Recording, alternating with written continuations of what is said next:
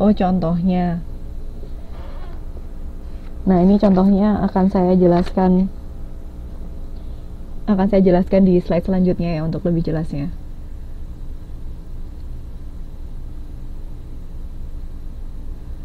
Nah,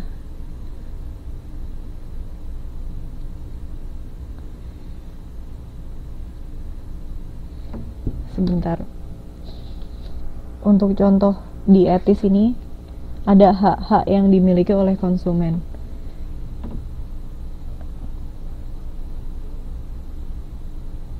Nah, ini contohnya. Jadi, ada yang disebut dengan tanggung jawab sosial. Umumnya pengusaha itu memusatkan perhatiannya terhadap laba atau lebih berorientasi kepada keuntungan. Namun, umumnya pencapaian laba jangka pendek itu dapat mengakibatkan kerusakan nilai sosial, budaya, dan kemanusiaan. Nah, ini contohnya, pengusaha hutan di Kalimantan yaitu dapat menyebabkan erosi. Karena apa? Ketika ada seorang pengusaha hutan yang dia tidak memikirkan tentang tanggung jawab sosial ini, ia akan menebang pohon secara sembarangan. Ia tidak melakukan, ketika ia menebang, ia hanya menebang saja, diambil kayunya dan dimanfaatkan hutannya. Namun ia tidak melakukan reboisasi, tidak menanam kembali pohon-pohon yang sudah ditebang. Nah, hal inilah yang bisa menyebabkan erosi, sehingga nilai lingkungannya akan rusak. Selain itu, nilai etis ini lebih kepada hak masyarakat yang ada di sekitar hutan itu pun akan rusak. Karena masyarakat itu memiliki hak untuk memanfaatkan hutannya, memiliki hak untuk mendapatkan lingkungan yang baik. Namun ketika pengusaha hutan di Kalimantan ini tidak memikirkan tanggung jawab sosial itu, ia akan merugikan masyarakat di sisi lingkungannya, di sisi sosialnya, budaya maupun etisnya, yaitu hak masyarakatnya. Nah, ini untuk contoh dari tanggung jawab sosial. Bagaimana Mbak Ari? Apakah contohnya bisa dimengerti?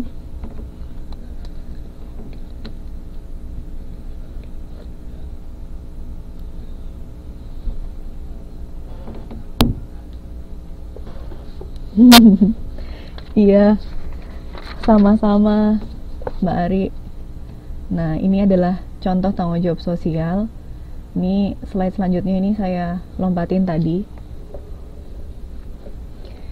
Ada peran pemasaran dalam masyarakat. Nah, peran pemasaran dalam masyarakat ini adalah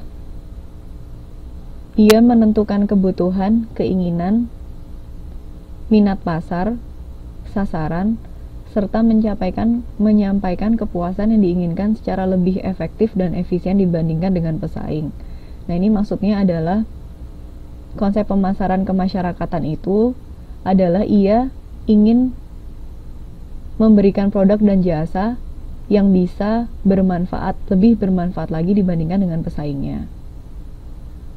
Selanjutnya, dengan cara meningkatkan kesejahteraan konsumen atau masyarakatnya.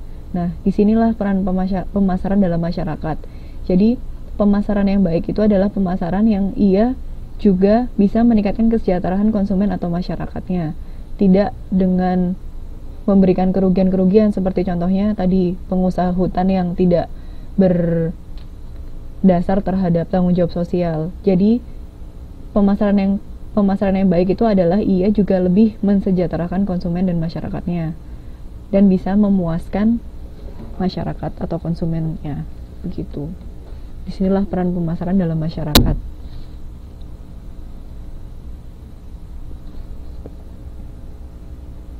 Ada yang ditanyakan untuk peran pemasaran dalam masyarakat?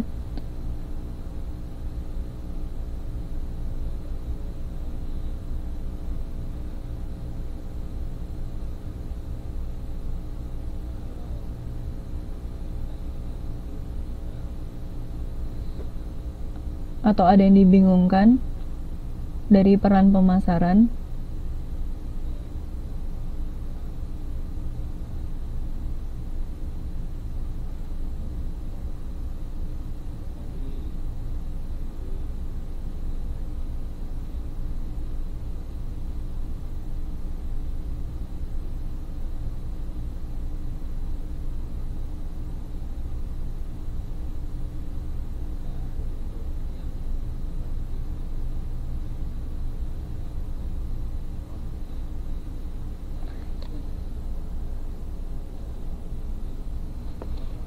Ini Mbak Sulastri Sukadi sedang mengetik.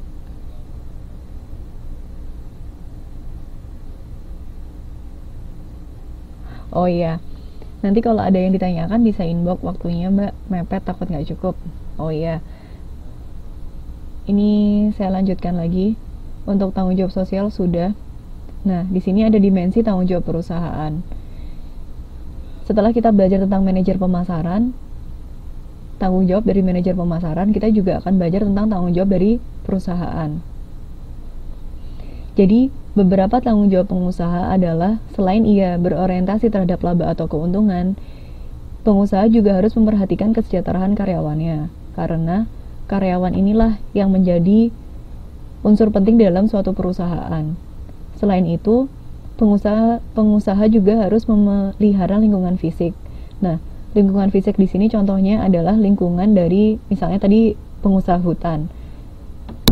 Contoh memelihara lingkungan fisik ini adalah ketika ia setelah menebang berbagai pohon yang ada di hutan Kalimantan, ia juga harus melakukan reboisasi atau menanam kembali pohon-pohon sehingga hutan yang ada di Kalimantan itu tetap terjaga lingkungannya dengan baik. Selanjutnya adalah kondisi masyarakat di sekitar perusahaan. Kondisi masyarakat di sini adalah, nah iya, penghijauan. Mbak Rindi Sulistia benar, penghijauan. Jadi seorang pengusaha juga harus memikirkan masyarakatnya, tidak hanya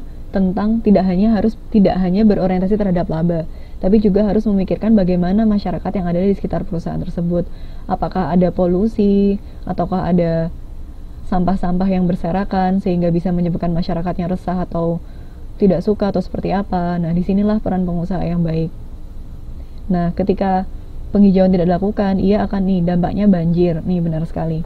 Jadi, pengusaha yang baik ketika ia setelah melakukan penebangan hutan secara terus-menerus, ia harus melakukan penghijauan sehingga dampak banjir, tanah longsor, dan sebagainya itu tidak terjadi. Selain dimensi tanggung jawab perusahaan, ada juga hal yang sangat penting, yaitu hak-hak konsumen atau yang tadi dikenal dengan etis. Nah, hak konsumen itu ada 4. Di dalam konsep pemasaran itu terdapat 4 hak konsumen. Yang pertama adalah hak atas keselamatan. Hak atas keselamatan ini, konsumen berhak mendapatkan produk atau jasa yang tidak membahayakan jiwanya, yaitu lebih ke produk-produk yang terjaga kesehatannya, produk-produk yang tidak akan membuat konsumen itu sakit atau seperti apa. Nah, inilah yang disebut dengan hak atas keselamatan. Yang kedua adalah hak untuk diberitahu. Hak untuk diberitahu ini adalah konsumen berhak untuk diberitahu hal-hal yang benar, sehingga tidak terjadi kecurangan, tidak terjadi kebohongan atau kesalahan informasi. Jadi, ketika perusahaan melakukan promosi atau melakukan periklanan, nah, disinilah konsumen itu memiliki hak untuk diberitahu sesuatu yang benar. Nah, selanjutnya adalah hak untuk didengar. Hak untuk didengar ini, seorang konsumen itu memiliki hak untuk didengar keluhannya, didengar pendapatnya, sehingga bisa terus menjadi konsumen yang loyal atau pelanggan setia. Biasanya di dalam perusahaan-perusahaan itu ada yang disebut dengan customer service, sehingga ketika konsumen merasa tidak puas terhadap suatu produk atau jasa, ia bisa langsung menelpon atau SMS terhadap ke nomor perusahaan itu, sehingga perusahaan itu bisa memperbaiki kualitas produknya atau memperbaiki kualitas pelayanan terhadap konsumennya. Nah, ini pengaduan, ya, ini benar sekali, hak untuk didengar. Jadi seorang konsumen itu berhak untuk memberitahu atau mengeluh misalnya ketika ia mendapatkan produk atau jasa yang tidak sesuai dengan yang diinginkan, atau ada cacat barangnya atau jasanya seperti apa, atau pelayanan yang tidak baik, karyawannya tidak bisa memperlakukan konsumennya dengan baik, itu bisa diadukan ke perusahaan. Nah, ini hak untuk didengar. Selanjutnya adalah hak untuk menjadi konsumen minoritas tanpa kekurangan. Maksud dari konsumen minoritas ini, contohnya misalnya konsumen-konsumen yang berada di pedesaan atau tempat yang terpencil. Nah, perusahaan yang baik itu tidak tidak boleh memperlakukan konsumen-konsumen minoritas itu dengan tidak sewajarnya. Jadi konsumen yang berada di tempat yang kecil ataupun yang berada di kota itu memiliki hak yang sama sebagai konsumen. Jadi tidak boleh melakukan perbedaan antara konsumen yang berada di tempat minoritas atau tempat terpencil dengan konsumen yang berada di tempat-tempat yang mayoritas. Nah, disinilah hak-hak dari konsumen. Untuk selanjutnya, faktor-faktor lingkungan yang mempengaruhi program pemasaran. Jadi, pemasaran itu juga memiliki faktor-faktor yang bisa mempengaruhinya. Yang pertama adalah lingkungan makro ekstern. Yang disebut dengan makro ekstern ini adalah lingkungan-lingkungan yang berada di luar dari pemasaran tersebut, misalnya demografi. Nah, contoh dari demografi ini lebih kepada tempatnya, di mana tempat dari masyarakat. Jadi demografi ini adalah suatu ilmu tentang kependudukan atau tentang kemasyarakatan, di mana tempat tinggalnya, tempatnya seperti apa. Nah, betul sekali, tempat bermukim masyarakat. Nah, inilah yang disebut dengan demografi. Termasuk salah satu dari lingkungan makro ekstern.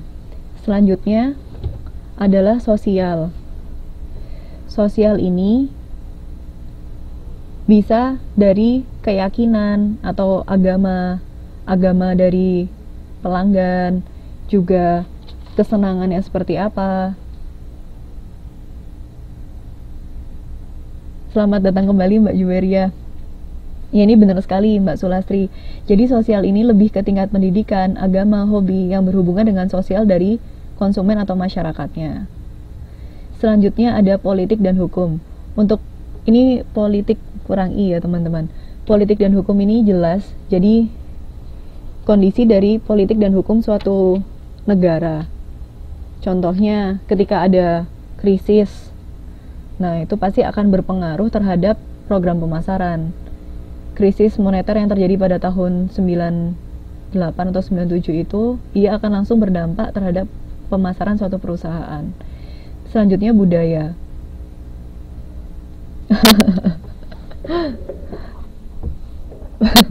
Waduh, iya. Nah, selanjutnya budaya. Budaya ini, misalnya orang-orang yang berada di budaya Jawa itu akan berbeda juga dengan budaya Kalimantan, Sumatera, atau budaya-budaya di Irian. Nah, budaya ini akan mempengaruhi pemasaran yang dilakukan. Ketika perusahaan itu berada di Jawa, perusahaan itu juga harus memperhatikan nilai budaya yang dianut oleh orang-orang Jawa.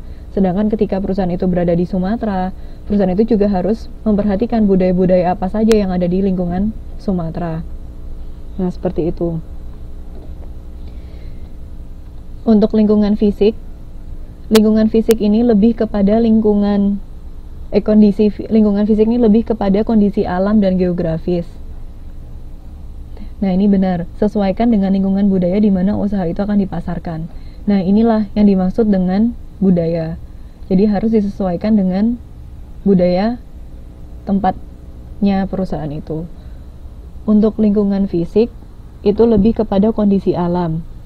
Kondisi alam misalnya tempatnya ada di hutan, atau memiliki curah hujan yang tinggi, atau ada di pantai, atau kondisi cuacanya dingin atau panas. Nah, itu harus diperhatikan juga. Faktor lingkungan selanjutnya adalah teknologi. Teknologi ini lebih terhadap teknologi suatu masyarakat. Contohnya mulai sekarang ini sudah mulai